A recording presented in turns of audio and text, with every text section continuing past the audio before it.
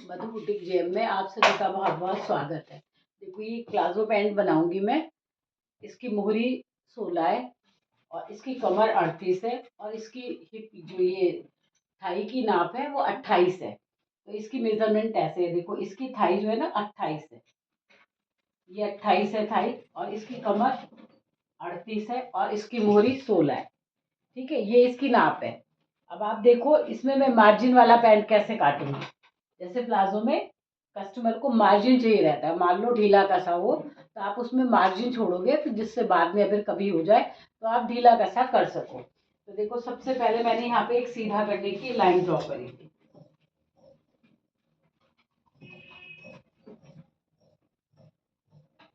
ये देखो यहाँ से मैंने ये अपना स्केल लिया और मैंने यहाँ से ये शेप दे दिया।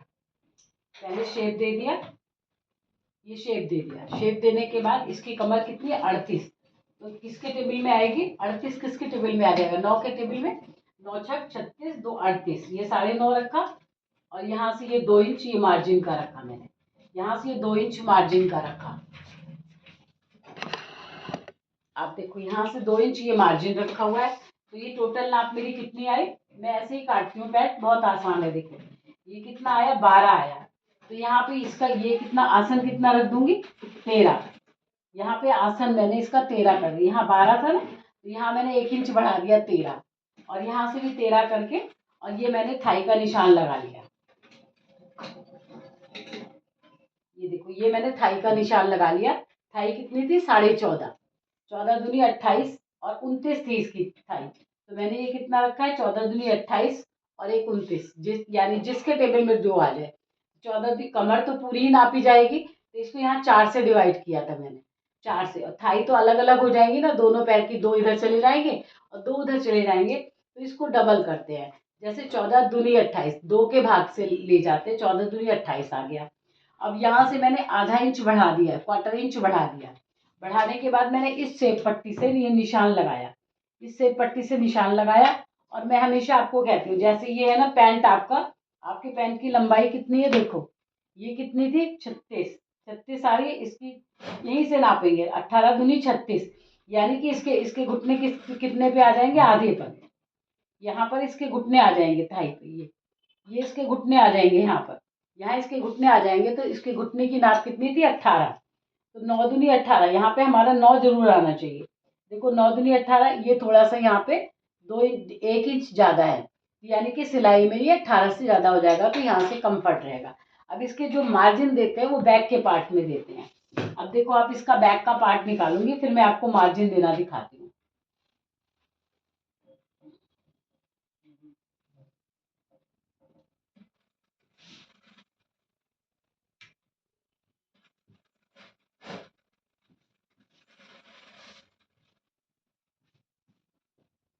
ये ठीक से बिछा के और एक बार आप ऐसे आयरन कर लो अपने कपड़े में, क्योंकि इधर की ओर किनारी है ना, तो इधर की ओर आयरन होगा, ऐसे आयरन होगा इसमें, ऐसे आयरन नहीं होगा, ऐसे होगा, ऐसे। जिधर की ओर किनारी होती है ना उधर की ओर ऐसे प्रेस को इधर लाना चाहिए, मार्जिन के जहाँ पे हमारी लाइन होती है ना, ये होता है हमारी किनारी होती है, इधर की तरफ प्रेस करना चाहिए ऐसे। अब देखो आप, ये मैंने काटा था ना, ये इसको ऐसे ही रखूंगी। ये फ्रंट था, ये फ्रंट था, इसमें सारी नापे लिखी है ना मेरी, ये फ्रंट है। ये देखो ये फ्रंट है, ये हो गया सारा। यहाँ से यहाँ तक आपको समझ में आ गया होगा ना, यहाँ से 2 इंच मोड़ने के लिए रखा हुआ है, ये नीचे 2 इंच मोड़ने के लिए। मैंने इसका मिडिल निकाल रखा है। ये जो यहाँ से क्रॉच एरिया, यहाँ से तो मेरा क्रॉच एरिया है, क्रॉच एरिया के अंदर यहाँ पे टेप रख के कितना है 13, 13 का आधा कितना होगा देखो, 13 का आधा कितना होगा, ये इसका आधा हो गया, ये आ गया आपका आधा, 6.5। तो यहाँ पर भी मैंने 6.5 से ये निशान लगाया और ये बीच बीच का सेंटर निकाल दिया। तो ये बीच का यहाँ से सेंटर निकल गया, 4 इधर है 4 इधर है। अब यहाँ से देखो, यहाँ से जो मैंने ये आधा इंच फालतू रखा था ना, वहां से नहीं नापना है आपको, इसके आगे से जाना है, 2.5 इंच का निशान लगाना है। ये 2.5 इंच लगा रही हूँ, देखो यहाँ से आप, ये 2.5 इंच है, यहाँ से ये 2.5 इंच है। सबों में हम 2 इंच रखते हैं ना, इसमें हम 2.5 इंच रखेंगे, क्योंकि ये मार्जिन दे रहे हैं हम। देखो मार्जिन देने के बाद भी आपको दिखाती हूँ मैं क्या करूँगी इसमें। ये देखो ये हो गया, और यहाँ से हमने, यहाँ से ये लाइन ऊपर चली जाएगी, यहाँ से ये लाइन 2.5 की ऊपर चली जाएगी। यहाँ से ये लाइन 2 इंच थी ना, ये 2 इंच यहाँ से रखा था मैंने, ये जो ये था 2 ही था, ये भी 2 ही था, तो यहाँ मैंने 2 से रखा।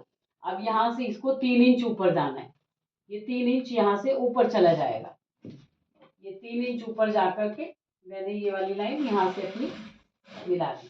देखो ये वाली लाइन यहाँ से मिला दी मैंने।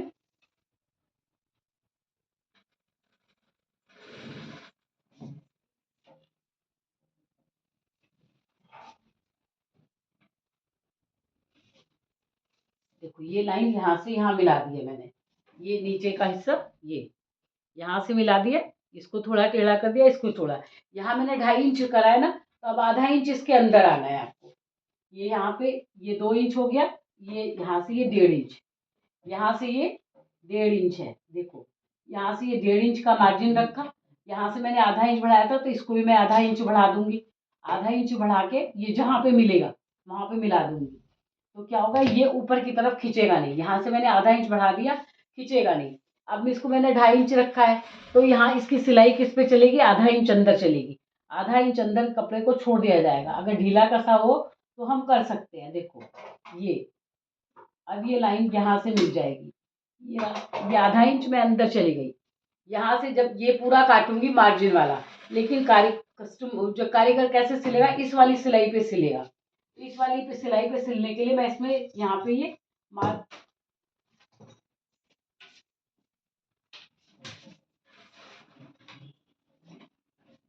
देखो ये मार्जिन वाला पैंट आपको दिखा रही हूँ कि मार्जिन कैसे देते हैं। ये रहा, और ये वाला इस वाली सिलाई पे ये सिलेगा, जिसपे मैं ये निशान लगा रही हूँ ना, सिलाई इस पे जाएगी, सिलाई इस पर जाएगी। और ये कैसा कपड़ा है आपको बताती हूँ।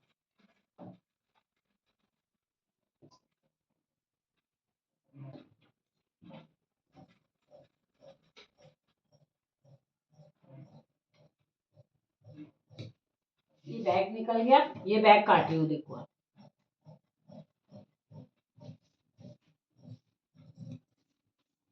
ये मार्जिन काट रही हूँ, जो मुझे पैंट में मार्जिन देना है, कि अगर ढीला कसा हो तो हमें क्या होता है, पैंट में मार्जिन नहीं छोड़ते, तो पैंट में आगे के कपड़े में मार्जिन नहीं छोड़ा जाता, जो बैक साइड होती है ना उसमें मार्जिन छोड़ना चाहिए। जो बैक होती है उसमें मार्जिन छोड़ो आप, ये मार्जिन है बैक का। जब ये फ्रंट वाला सिला जाएगा तो यहाँ पे सिलाई होगी इसकी, यहाँ पे ये ऐसे करके सिलाई होगी, ये कपड़ा फालतू रहेगा। अगर कस्टमर कहती है कसा है तो हम ढीला कर देंगे, नहीं तो ये मार्जिन रहेगा, कभी कपड़ा सूख जाए। ये अस्तर है, ये अस्तर वाली पैंट ही बन रही है, तो ये अस्तर का कपड़ा है। अब इसका देखो ये मैंने काट दिया, तो ये आधा इंच डाउन किया हुआ है, आगे का है ना, ये आधा इंच यहाँ से डाउन कर रखा है मैंने। आधा इंच बिल्कुल जहाँ से हमारा सेंटर होगा ना, ये प्लेट आएगी बीच में, वहां से मैंने इसको ये ऐसे डाउन करा हुआ है। डाउन करके देखो आप, ये आप आधा इंच से ज्यादा मतलब आधा इंच ही हमेशा डाउन करना, आधा इंच से ज्यादा कभी नहीं डाउन करना, तब आपका पैंट प्लाजो जो है खिंचेगा नहीं। सिर्फ आधा इंच डाउन करो, आगे का फ्रंट पार्ट आधा इंच डाउन कर दिया। अब ये देखो बैक का ये मैं सारा काट दूंगी, और यहाँ से थोड़ा सा गोलाई आनी ही चाहिए। ये जो आपका शेप आता है ना यहाँ से, अगर आपके निशान गलत हुए तो ये थोड़ा से गोल आना चाहिए।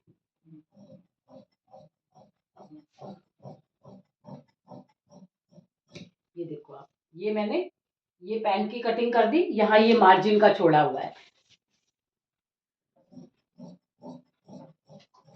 और आप यहाँ पे जैसे मैंने आधा इंच मार्जिन छोड़ा है ना बैक में, देखो ये फ्रंट है और ये बैक में आधा इंच मार्जिन छोड़ा हुआ है ना, आप चाहो तो आप 1 इंच का भी मार्जिन छोड़ सकते हो, कि कभी भी आपकी कोई ऑल्टर आए तो पैंट को ढीला करने का चांस नहीं होता है। पैंट तो एक बार कट गई तो कट गई, लेकिन लेडीज पैंट में क्या है कि आप यहाँ पे पीछे वाले पल्ले में आधा इंच का मार्जिन दे दो, और जब कारीगर सिलेगा तो इसके ऊपर इसको छोड़ देगा, इस वाले पे सिलाई करेगा वो। जब इस वाले पे वो सिलाई करेगा तो आपका क्या है, आपको ढीला कसा करने का, ढीला कसा आप कर सकते हो। तो ये मैंने यहाँ पे ये प्लेट लगाई बीच में सेंटर में इसकी, इसका सेंटर निकाल लिया मैंने यहाँ से। ये देखो ये तो सिलाई में चला जाएगा, तो इसका सेंटर निकाला, सेंटर निकाल के मैंने ये प्लेटों की प्लेट के लगा रखा है। देखो आप, ये इसका सेंटर आ रहा है, ये इसका सेंटर आएगा, ये इसका सेंटर आ जाएगा।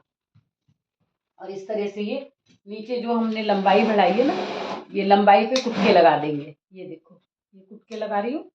अगर आपको समझ में नहीं आई हो, मैंने बहुत जल्दी में बताया, तो आप कमेंट्स करिएगा तो मैं देखो ये इधर की मार्जिन वाली जो पैंट होती है वो दिखाऊंगी आपको। अब ये देखो, आपको दिखाती हूँ। जैसे आप हमने ये बना कर लिया, तो इसको क्या होता है, बैक में ये कई बार ऐसा होता है सिकुड़ सा जाता है। तो आप दोनों कपड़ों को ना प्रेस जरूर किया करो। ये दोनों कपड़े हैं ना, जब ये असली मेन कपड़े पे फैब्रिक पे जाते हैं तो इनमें सिकुड़न आ जाती है, तो वो हमारी ऑल्टर का कारण बनती है। देखो ये मैं कर रही हूँ ना, ये देखो यहाँ पे सिकुड़ा हुआ था। अब देखो ये, अब ये यहाँ से फालतू कपड़ा निकल गया ना मेरा, ये एक वाला, तो यहाँ से मैं फिर इसको प्रेस करने के बाद मैंने ये कटिंग कर ली। प्रेस करके ये इसको करेक्ट कर दिया, तो यहाँ से ये पीछे का मार्जिन हो गया, ये फ्रंट का हो गया। और अब इसको मैं देखो, ये इसका मेन फैब्रिक है जिसके ऊपर इसकी कटिंग होगी। मेन फैब्रिक है, इसकी कटिंग होगी इसके ऊपर। हमेशा आपको कहते हैं जो वुलन कपड़ा होता है ना, जिधर के रोए होते हैं ना, वो उल्टा होता है। देखो आप, ये कपड़ा जो रुआ है ना, ये उल्टा है। रोए वाला कपड़ा अंदर चला जाएगा, है ना, रोए वाला अंदर जाएगा। हाँ, रोए वाला अंदर। ये उल्टा करा मैंने, जो रोए वाला कपड़ा होता है ना वो अंदर जाएगा। वुलन कपड़े की पहचान के लिए भी मैं आपको बता रही हूँ कि जो वुलन वाला कपड़ा होता है उल्टा होता है। और वैसे भी जो फोल्ड होता है ना, फोल्ड सीधा होता है, उस फोल्ड को अंदर कर दो तो आपका ये कपड़ा सही बिछेगा। देखो ये बिछा लिया मैंने। अब इसको भी आयरन करके काटो, क्योंकि ये एक अस्तर वाला बनेगा, तो बिना आयरन के तो आपका बिल्कुल सही से बनेगा ही नहीं। इसकी किनारियां ऐसे मिला ली, किनारी मिलाई, और यहाँ पे ये पैंट रख के आप अस्तर वाले पैंट बनाया करो। जितने भी लेडीज पैंट बनाते हो ना, मोस्टली अस्तर लगाया करो, क्योंकि लेडीज के क्या कपड़े पतले वाले आते हैं, पतले वाले आते हैं, तो उसमें अस्तर बिना लगाए पैंट अच्छी बनती नहीं है। तो आप उसमें जब पैंट बनाओ तो आप उसमें अस्तर लगाने के लिए कस्टमर को कहो, या मतलब जब आप अपना भी बना रहे हो तो भी आप अपना अस्तर वाला पैंट बनाओ। अस्तर वाले पैंट में बहुत अच्छा लुक आता है। देखो आप ये देखिए ना, मैंने मेन फैब्रिक, ये है मेरा अस्तर है, और ये है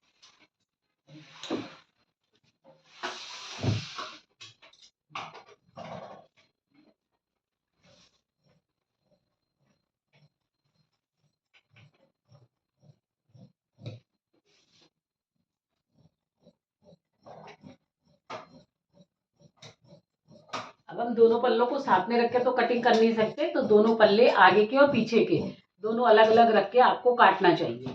और ये जो मार्जिन है ना, कम से कम 2.5-3 इंच का होना चाहिए। ये जो मार्जिन होता है ना मोड़ने के लिए, वो कम से कम 3 इंच का होना चाहिए। ये 3 इंच का होता है। देखो ये आ गया, वीडियो बस होने वाली है, काटूं फिर देखो।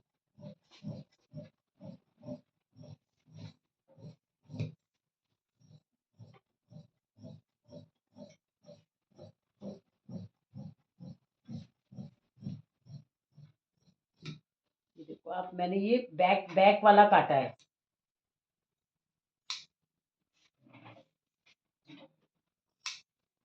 और इसको काटने के बाद एक बार और आयरन कर दूंगी।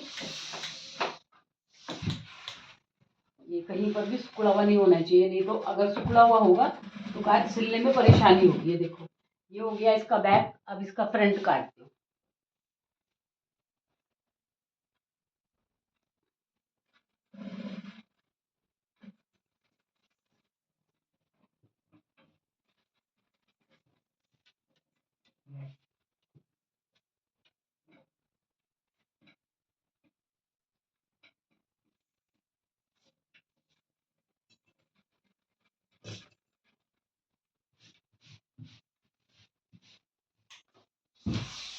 पहले आपका जो फैब्रिक है, टेबल कैसे कर लिए कि मेरा सारा तार फंस रहा है।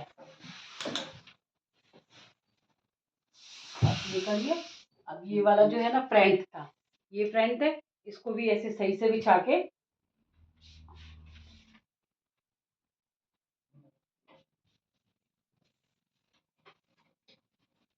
ये बिल्कुल आपका स्ट्रेट बिछना चाहिए। देखो अब ये भी क्या था, ये भी 3 इंच बता रही हूँ ना मैंने, वो भी 3 इंच रखा हुआ है। ये देखो ये रहा, इसको लगा के और यहाँ से कटिंग कर ली थी।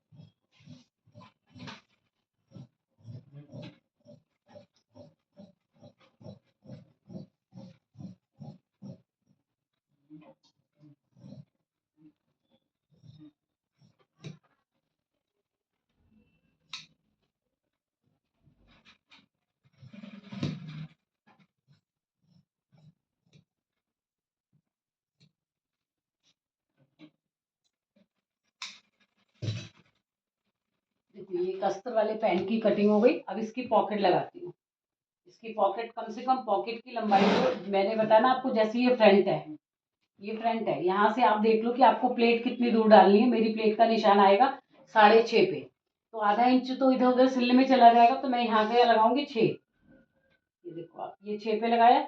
और कम से कम 14 इंच की ये पॉकेट लगानी चाहिए, जिससे मोबाइल वगैरह कुछ भी, और आधा इंच सिलाई में भी चला जाता है। यहाँ मैंने 6 लगाया था, यहाँ मैं 7 कर दूंगी। ये 7 हो जाएगा। 7 लगा के और यहाँ से मैंने ये पॉकेट को मिला दिया। ये मिला दिया पॉकेट। अब आप देखो यहाँ से, यहाँ का हाफ निकालना है, हाफ का भी हाफ। ये हाफ हो गया, हाफ हो गया, हाफ का भी हाफ, हाफ का भी हाफ से लेकर के ये आपने सर्कल बना दिया। यहाँ सर्कल बनाया, यहाँ पर आप 2.5 इंच, 2.5 इंच जो आधा इंच सिलने में जाएगा, आधा इंच नीचे बेल्ट में जाएगा, और 6 इंच पे हमारे हाथ आते हैं। देखो आप, ये पूरे हाथ आएंगे ना, यहाँ से इस तरह हाथ आएंगे। तो ये इसकी कटिंग हो गई।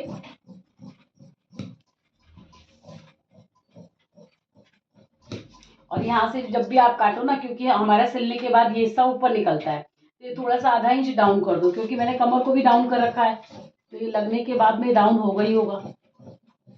और यहाँ पे ये पॉकेट, ये कुटकी लगा दी है।